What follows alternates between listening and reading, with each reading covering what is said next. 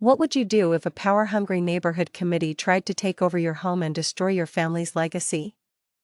In today's story, one man's refusal to bow down becomes a masterclass in how to handle it.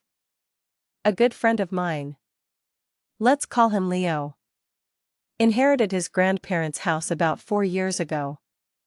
He'd grown up in that house, so he had a deep sentimental attachment to it and didn't want to sell.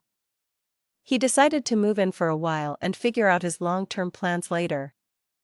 But he hadn't even been there a full week before the trouble started. He got a visit from a so-called neighborhood committee. 3 people were standing on his porch, introducing themselves as the board members of the Homeowners Association, or HOA.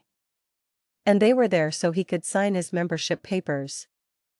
From the very beginning, they were unbelievably rude and nosy. At one point, one of them, a smug-looking man we'll call Mr. Henderson, tried to just walk into the garage without asking permission. Leo stepped in his way and asked him where he thought he was going. Henderson had the gall to say, "I need to check your garage to see if everything is in order. I have a right to do this bi-weekly. And denying me access is an offense that will cost you a fine." Leo had heard enough. He told them in no uncertain terms to get off his property and kicked them out of the house. As they were leaving, one of the board members shoved a stack of papers into his face, telling him he needed to sign them immediately.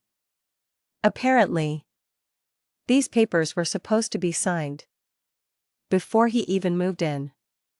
Later, once they were gone, Leo actually took a look at the documents. They were ridiculous. The papers granted the HOA rights that were simply unreal. For instance, they claimed the right to visit his home bi-weekly, checking to make sure he wasn't using the garage for storage or keeping gasoline in containers. The rules dictated that the lawn had to be mowed every single week. When it snowed, it had to be shoveled every 2 hours. Starting at 5 a.m. You were forbidden from parking more than one car on your own property, unless it was inside the garage. It was just an endless list of tyrannical nonsense. A few days later, they came back, demanding to know why he hadn't signed the papers yet. And once again, they wanted to inspect his garage. This time, Leo didn't even open the door.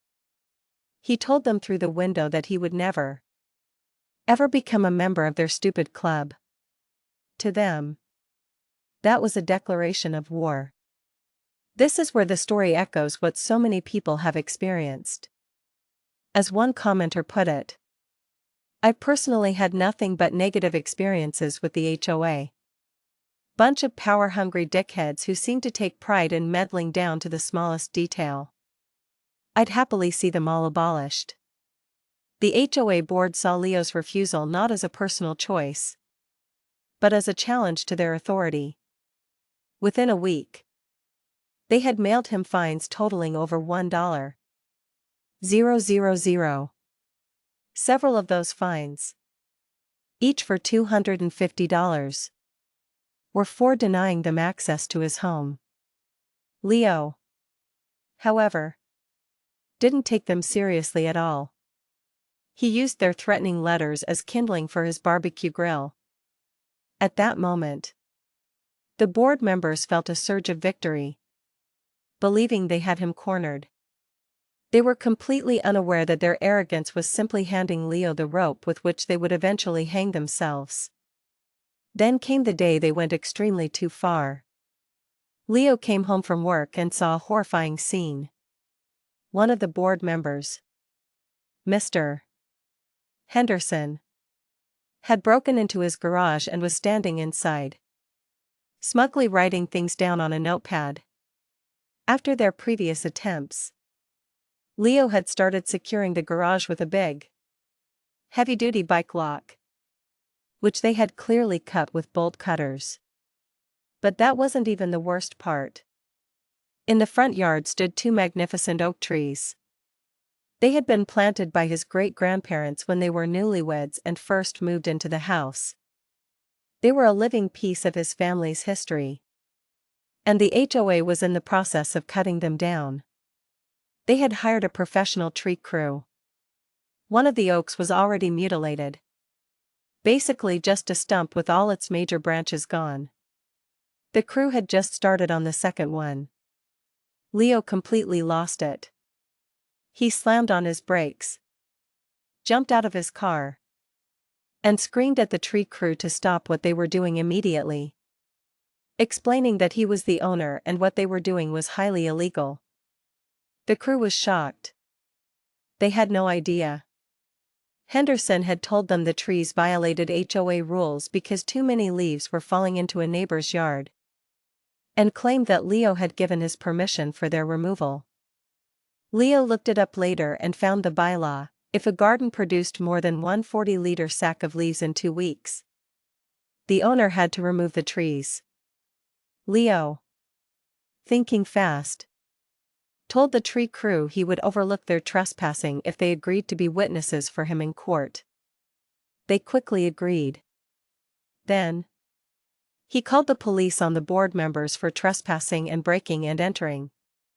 Many of us might wonder. As one person commented, "How do you not just start beating the piss out of the guy that literally be and ed your home?"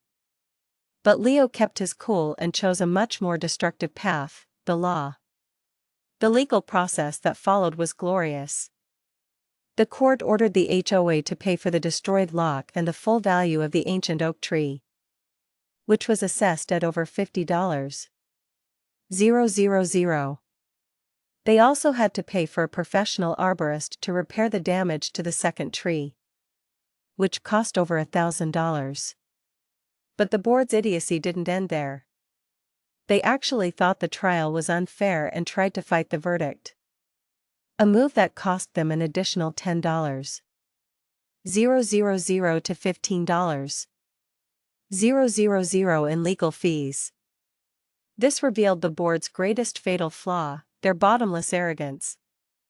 They were so used to bullying residents that they couldn't conceive of a world where they could be wrong. A delusion that would ultimately seal their fate and cost them everything. All in, that first trial cost them over $120,000. But Leo wasn't done. He took them to civil court again, this time suing for emotional damages. He gave a powerful testimony, explaining with great emotion how much the trees meant to him. Planted by his great-grandparents with seeds from their home country.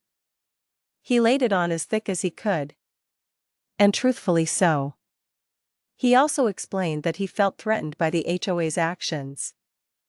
That he could hardly sleep at night, constantly fearing they would try to break into his house again. The court was moved. They awarded him an additional $500. Plus the cost of a state-of-the-art security system for his home.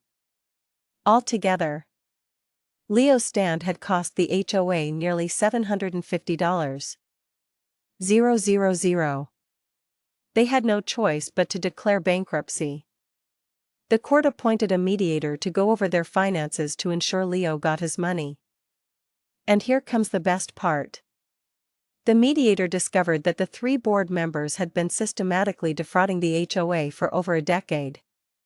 They were levying as many fines as possible on residents, not for the community's benefit, but to line their own pockets. In the end, all 3 of them had to sell their houses to pay the debt they owed to Leo. Overnight, Leo became a local hero. It turns out most of the residents never wanted the HOA in the first place. The board had bullied them into signing, claiming membership was mandatory and threatening a $500 fine if they didn't sign before moving in. This is a classic intimidation tactic. As another commenter wisely pointed out, many contracts contain illegal provisions, and the enforcers know it. They said, Their lawyer can call you up, threaten you, and tell you he will take you to court. He knows he will lose, but he absolutely can follow his client's direction to file a frivolous lawsuit. How many ordinary people are willing to find and retain counsel to call his bluff? Leo called their bluff, and the entire corrupt structure came tumbling down. Only a handful of the 50-plus households had actually wanted the HOA. Likely because they were in on the scam. This story is a powerful reminder that unchecked power often corrupts. But that's standing firm on your principles, even when you feel alone, can bring down the most rotten of institutions. So, let me ask you, have you ever had to stand up to an authority that overstepped its bounds? Share your story in the comments below.